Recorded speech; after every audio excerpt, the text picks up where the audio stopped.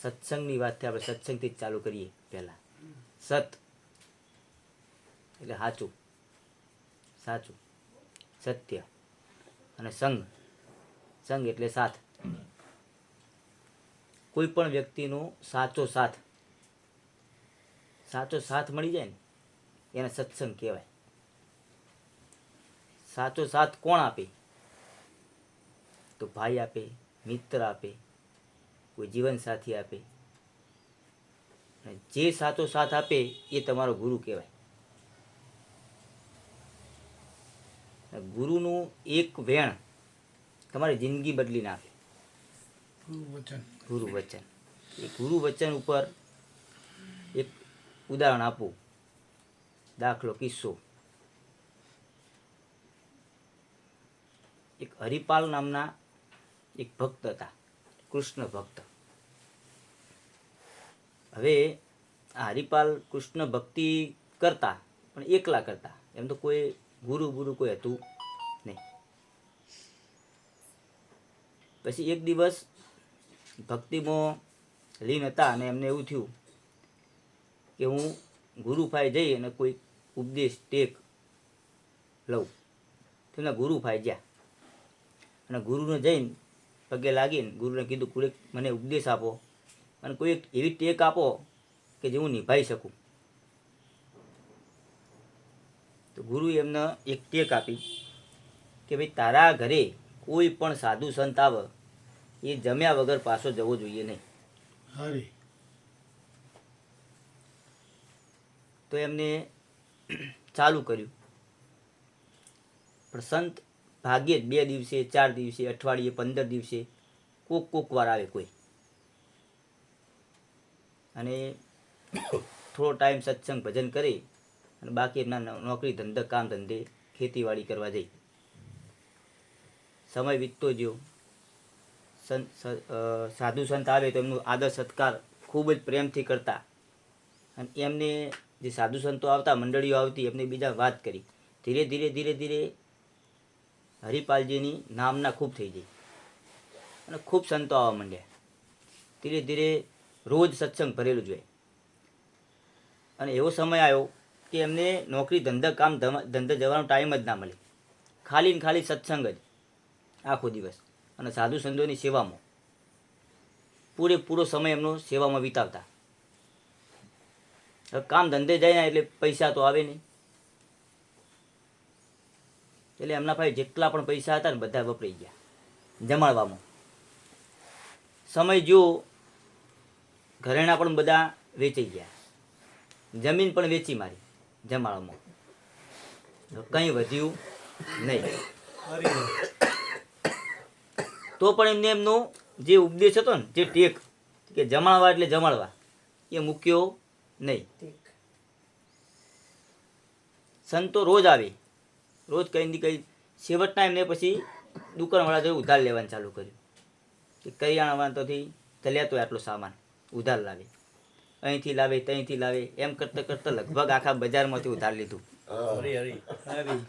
અને કોઈ દુકાનવાળો બાકી ના રહ્યો કે જ્યાંથી ઉધાર ના લીધું હોય. તો પણ એનું ચાલુ જ રહ્યું. ધીરે કરીને દુકાનવાળાએ પણ હવે તો ઉધાર બંધ કરી દીધું. પહેલા કે આગળ ના આવ્યા નહીં હજી. પછી એમને ગામમાં આડોશી ગામમાં કોઈ સંબંધી હોય એમના તોથી લેવાનું ચાલુ કર્યું. એ પણ સમય જોયો એટલે એ પણ પૂરું થઈ ગયું. કોઈ આપે નહીં. દેખાય ને દૂરથી તો દરવાજો વાંકી દે. હરિપાલજીને કોઈ સંત પાછો ના જવો જોઈએ. હજુ ટેક હતી, દગ્યા નહીં. ખૂબ વિચાર કર્યો. સંત આવે, પોતે ભૂખ્યા રહે પણ એમને ખવડાવે. પછી એમને ખૂબ વિચાર કર્યો કે હવે હારું પૈસા તો કંઈક જોઈશે તો ખરા જ, પૈસા વગર ચાલશે નહીં. અનાજ તો લાવવું પડશે ને. તો એમને એવું કર્યું કે ભાઈ ગામમાં જે વ્યક્તિ ભગવાનને ના માનતો હોય, જે ભક્તિમાં ના માનતો હોય, એવા વ્યક્તિના ઘરે ચોરી કરીને લાવું, સાધુ સંતોને ખવડાવું. હું તો પુણ્ય જ કરું ને. તો એને પછી ગામમાં ચાલુ કર્યું આવી રીતના ચોરી કરવાનું. રાત્રે જાય મોઢો બાંધીને ચોરી કરીને લાવીને સવારે જમાડે બધા. આખો દિવસ. મેં નગર શેઠના ત્યો શેઠ જ હતો, એના ત્યાં જ્યો રાત્રે ચોરી કરવા. પાછળથી બારીમાંથી જ્યાં અને જઈ અને અંદર ચોરી કરતો અવાજ આવ્યો, કંઈક ખખડ્યું. એટલે એમની શેઠની દીકરી ઉઠી જઈ. દીકરી ઉઠી જઈ એટલે કે એના પપ્પાને ઉઠાડ્યા કે જુઓ કે કોક આવ્યું લાગે, આપણે ચોર આવ્યો લાગે. એટલે કે આપણા ગામમાં તો એક જ ચોર હોય, હરિપાલ, બીજું કોઈ ના હોય. બીજો કોઈ ચોર જ ના હોય. અને એ શેઠ છે ને, શેઠ વાસ્તવમાં ભગવાનના ભક્ત જ હતા, પણ બહાર દેખાવો નતો બિલકુલ. એ અંદરથી ભક્તિ કરતા હતા. ભક્તિ એટલે કેવી?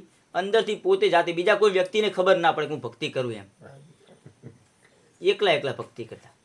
પણ એ રહ્યા ધન હે ને બહાર આપી નતા આપતા, છૂટતું નહોતું એમનાથી. ભક્તિ કરતા હતા પણ દાન પુણ્યમાં છૂટતું નહોતું. હવે હરિપાલજી અંદર હંતાઈ ગયા. ચોરી કરવા હતા ને આ ઉઠી ગયા ને બધા, એટલે હંતાઈ ગયા. ઘડીક વાર વાતો કરી, અમને ખબર હતી કે એ રહ્યા જ છે, તો કે આપણે એમને પકડવા નહીં. જાવડીને સૂઈ ગયા. પણ હરિપાલજીને એવું થઈ ગયું કે ચોરી ખોટી જગ્યાએ આવી ગયો, કે હું ઉઠી ગયા. એમને ખબર હ, તેમ છતાં એ રહ્યા મને કહેવા નહીં આવ્યા. એટલે એમને એવું અંદરથી થઈ ગયું કે નહીં, આ રસ્તો ખોટો છે. હજી કે બીજો રસ્તો અપનાવવો પડશે.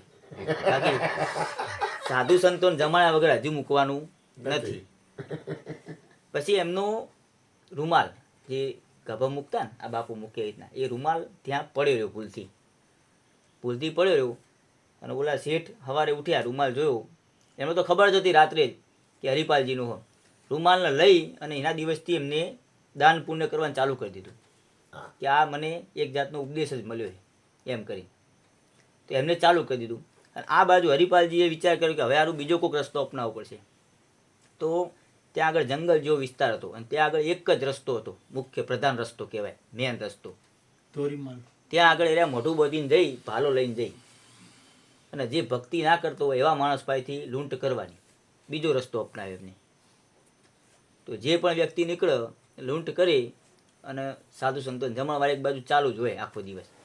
એટલે એમની પત્નીને બધું કામ સંભાળીને આવે, બધું સંભાળજે, હું આવું પૈસાનું સગવડ કરી ક્યાંકથી, જે મળે અનાજ મળે અનાજ, પૈસા મળે તો પૈસા. આવું ઘણો સમય ચાલતું રહ્યું.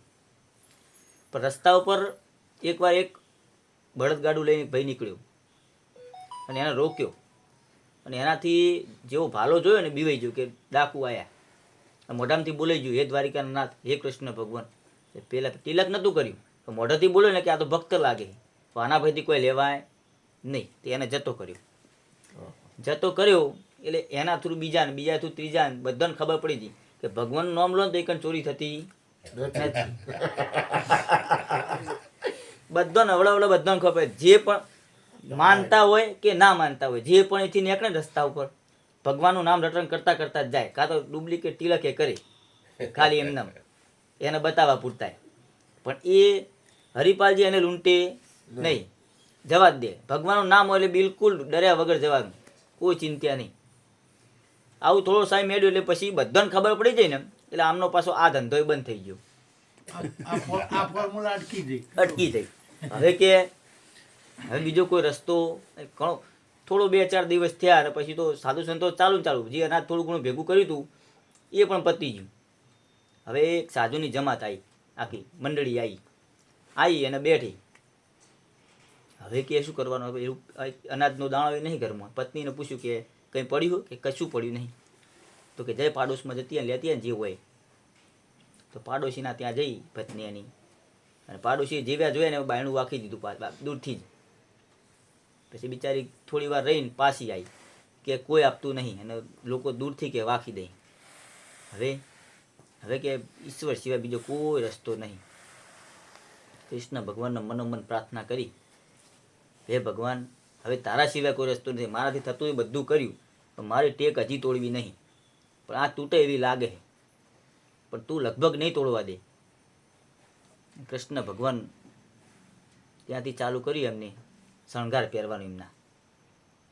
એમના મુગટ ન આભૂષણો બધા પહેરવા માંડ્યા.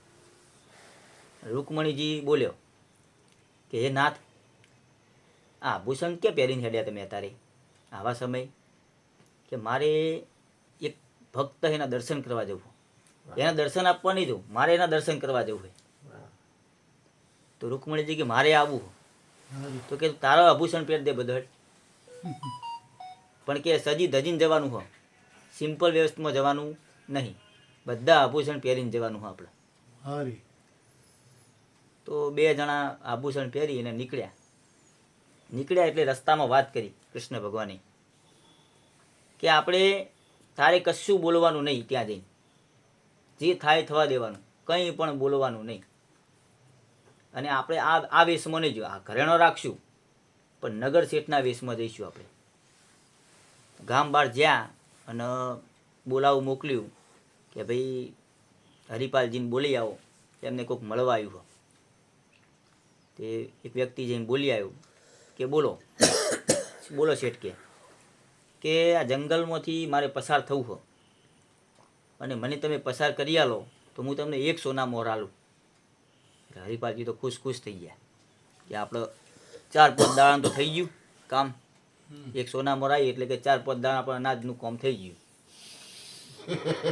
એટલે કે હું ઘરે જઈ અને કે હાલ જ આવ્યો 5 મિનિટમાં, તમે આટલો ઊભા રહો. કે હરિપાલજી દોડતા ઘેર ગયા, પત્નીના હાથમાં સોનામોર આલી અને કીધું કે જા કરિયાણું લઈ આવે, આ મંડળી આવી છે ને એમને કે હાલ ચાલુ કર જમાડવાનું, બીજું કે હું વ્યવસ્થા કરીને આવું. બરાબર જ્યાં જંગલમાં વચ્ચો વચ અને ભગવાનને કીધું, ભાલો બતાવ્યો કે ઘાટો બધો ઉતારો બધું. ભગવાન તો બધું ઉતારવા માંડ્યા. રૂકમણીજી કે ચમ ઉતારો હો? એ કે મારી નાખશે તો ઉતાર નહીં, બોલ્યા વગર ઉતારવાનું કર. મૂક તને ના પાડી દઈ કશું કહેવાનું નહીં, તું ઉતારવાનું કર. 1 ઉતારી 2 ઉતારી ઉતારતા. હવે રૂકમણીજી પાછો બહુ ઈશારો કરી કે આ તો કે મારા પિયરનું હોય, એ તું પિયર જવા દે, ઉતારવાનું કર કે તારે બધું. વારાફરતી બધો જ કૃષ્ણ ભગવાન ઉતાર્યો. હવે કે રૂકમણીજી તમારો ઉતારો, કે શેઠવાણી કે તમારો ઉતારો. હવે તે ભગવાન હમું જોયા, બોલ્યા વન નહીં, કશું ઉતારવાનું ચાલુ કર. બધો જ એમનો ઘરેણો ઉતારી દીધો. એટલે એક વિનંતી વધી હતી કૃષ્ણ ભગવાને પહેરાયેલી, તો કે વિનંતી નીકળતી નહીં. કે તો ઓલાએ હરિપાલજીએ હાથ ઓગળી મચેડી અને વિનંતી કાઢી કે હવે કૃષ્ણ ભગવાન કે હવે રૂપ બતાવવું પડશે, મારું સ્વરૂપ બતાવવું પડશે. કૃષ્ણ ભગવાન પ્રગટ થઈ ગયા તરત. એટલે પેલો પગમાં પડી ગયા તરત જ જોઈને, આવું રૂપ જોઈને કે આ તો ભગવાન પોતે આવ્યા હાલવા માટે. અને હું કે હારું કયા રસ્તે જતો તો ખબર પડતી નથી. તે ભગવાનને પગે લાગી ગયો અને ભગવાનને ભગવાનને કીધું ભાઈ તમારું આ ધન રહ્યું, ભગવાન કે તમે લઈ જાઓ ધન. તો કે હું ધન લઈ જવા રહ્યું તો મને આખા જીવનમાં આખા દર વખતમાં મને કે આ તો દુષ્કંક લાગશે, કલંક લાગશે કે આ તો કે ભગવાન ભાઈ ચોરીને લાવ્યો હતો. કે ભગવાન જ લૂંટ્યા તમે. એટલે ભગવાન કે એવું નહીં બને, તું આ લઈ જા. આ રહ્યું ને એ તારી આખી જીવન પર્યંત તારી ઘટના યાદ રહેશે અને લોકો તને સારા કામ માટે. તું શેના માટે લઈ જતો હતો?